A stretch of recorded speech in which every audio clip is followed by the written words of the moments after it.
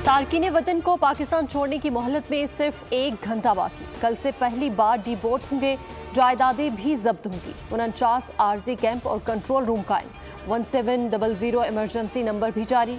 1 माह में 2 लाख अफराद वापस भी लौट चुके। पेट्रोलियम मसनूआत की कीमतों में रद्दोबदल, फैसला कुछ देर में होगा। आइंदा 15 रोज के लिए कीमतों पर मामूली कमी या फिर बरकरार रखे जाने का इम्कान। ऐलान आज रात 12 बजे होगा।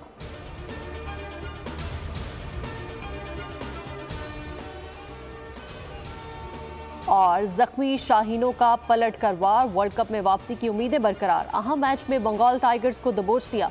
बांग्लादेश ने 205 रन का हदफ दिया। पाकिस्तान ने हदफ 3 विकेटों पर पूरा किया। अब्दुल्ला शफीक और फखर जमान की बेहतरीन बैटिंग।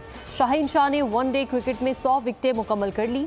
फखर जमान मैच के बेहतरीन खिलाड़ी करार। सब्सक्राइब करें और बेल दबाएं ताकि कोई खबर रह न जाए।